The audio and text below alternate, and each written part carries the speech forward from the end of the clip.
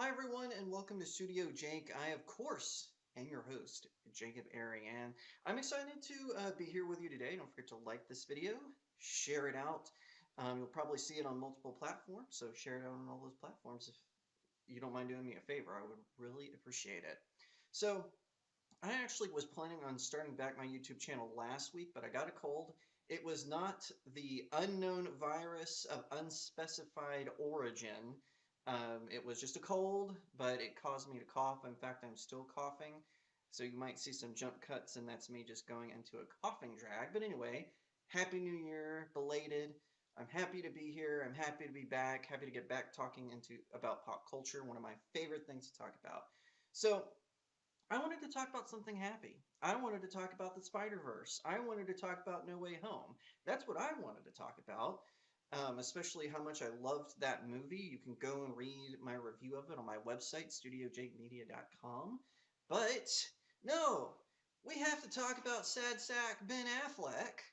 I don't get these actors, they drive me crazy. So for those of you who have been living under a rock, Ben Affleck took over the role of Batman after a disastrous performance as Daredevil. He did a disastrous performance as the Batman, and of course, Batman vs. Superman: Dawn of Justice in both versions of the Justice League, both the theatrical version and the Snyder Cut. I have reviews of both of the cuts, again, on my website, StudioJakeMedia.com.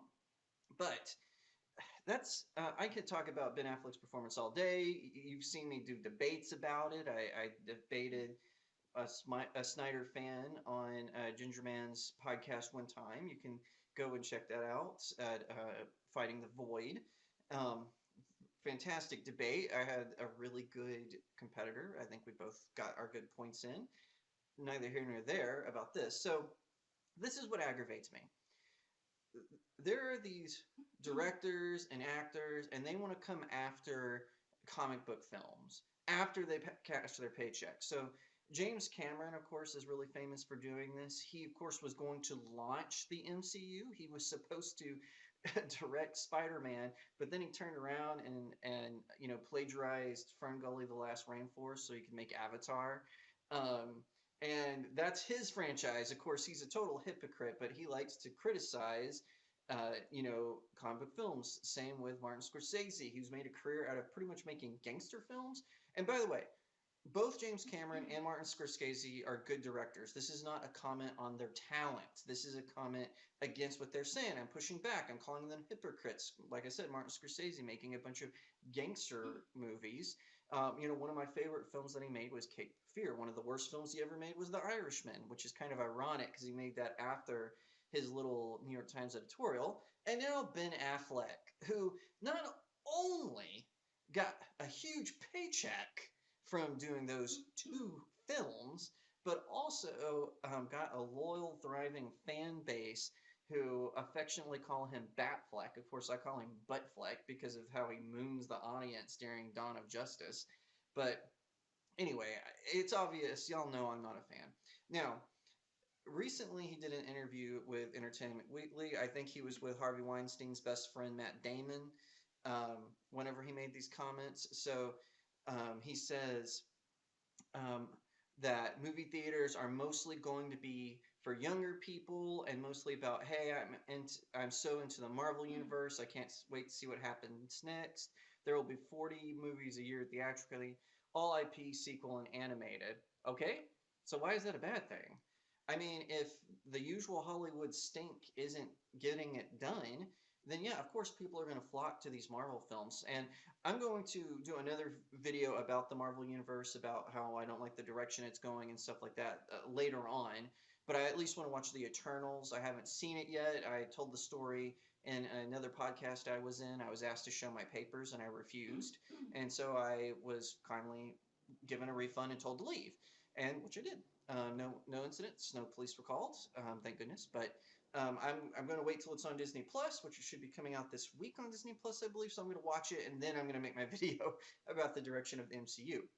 But my point is, who cares? If Hollywood directors like Martin Scorsese or Ben Affleck, he's a director, right? If he wants people to come to his movies, then he needs to make good movies. It's the same with the Green Knight. The Green Knight is King Arthur. Now it's a public domain IP because it's based on a British legend, a legend of King Arthur, and he squandered it. He made it a shallow take at human weakness and more of a celebration of human weakness than a celebration of the ability to overcome human weakness. And my point of my I guess my point is, who cares? Like, if that's what the audience want, then Hollywood should provide that. And if they think they can do something better that's different, then they should do that. They should make something that's better and different, not just squalor on the audience for liking certain IPs or liking animation. Who cares? What difference does it make? Ben Affleck has been a part of this. He's a hypocrite. And I think that, after he cashes his paycheck from Warner Media for appearing in the DCEU, I think that is very, what's the word I'm looking for? Disingenuous of him. Now, of course, he didn't stop there. These Hollywood sycophants never do. He goes on to say in the same interview, in fact, I talked to you, he's referring to Matt Damon, Harvey Weinstein's best friend, about it, and you were a principal influence on that decision. I want to do the things that would bring me joy. So he amasses this huge following of fans, hashtag Buttfleck forever, hashtag release the Snyder cut, and they didn't bring him any joy. He just became like a skunk, and he had to do the way back to prove that he still had it. Oh my gosh, that is so hysterical.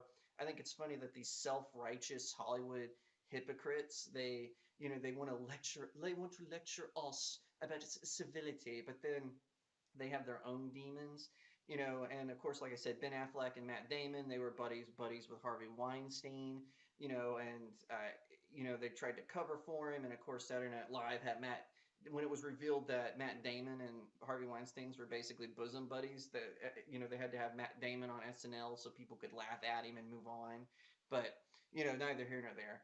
I just think that that's hysterical. So he was happy to take the money. He's happy to take the paycheck. And, I'm just wondering, I'm a social media marketer. What if one day I just walked into one of my clients or walked into my supervisor and be like, what, this doesn't bring me joy. I just would like to do something else, but still pay me for it. But, this thing doesn't give me joy. It just shows how out of reality these Hollywood superstars are. I mean, don't get me wrong. Again, this is not a comment on Ben Affleck's talent or Matt Damon's talent. No, they are very good actors. I do think that their brilliance is exaggerated sometimes because they've been in such beloved classics. But I still think that we need to be more cognizant of where they are, of what they stand for. And I just think it's funny, Ben Affleck's happy to take the paycheck. He's happy to slobber all over Zack Snyder's boots to get the Snyder cut done.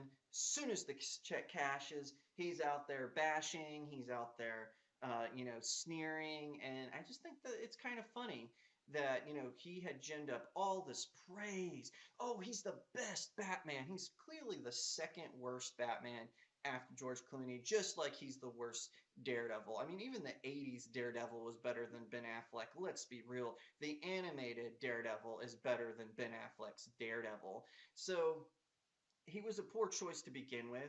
I'm glad he's going to get his swan song in the Flash. Good for him. But I just think that it's silly. I think it's dumb. And you might say, "Oh, JK, why are you spreading negativity?" Oh, stop! It's like negativity. You know what? Deal with it. I'm a pop culture critic. This is what I talk about. I'm a film reviewer, so I talk about things related to films, and of course, one of them is the fact that these actors are hypocrites, and I just think it's funny. And I don't know what Ben Affleck's newest projects are going to be outside of his appearance in The Flash, but we'll see. I mean, like I said, he's a very talented actor. He's very good, and it's a shame that he had to squander it on something like Zack Snyder's Justice League, and that's Zack Snyder's fault. Zack Snyder miscast Batman. He wrote him terribly, and I just think that we're going to see more of this because DC, instead of finding someone actually good to right the ship, they're going to just throw us the DCEU instead of the DCEU.